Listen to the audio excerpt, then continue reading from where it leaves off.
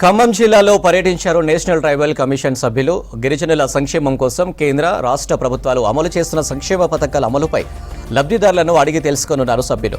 తెలంగాణలో ధరణి వచ్చిన తర్వాత చాలా మంది గిరిజనులు భూ సమస్యలను ఎదుర్కొంటున్నారని తెలిపారు కమిషన్ సభ్యులు హుసేన్ నాయక్.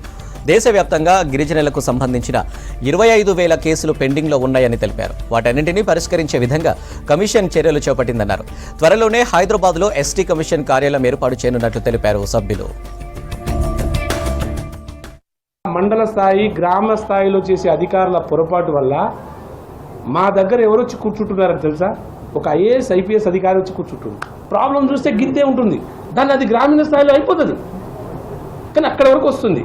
కమిషన్కి వచ్చినాక అది 99% అయిపోతుంది. 1% నేను చెప్పలేను, ఎందుకంటే కొన్నిసార్లు రాంగ్ కూడా వస్తుంది. ఇది ప్రథమంగా ఇబ్బంది కలుగుతుంది.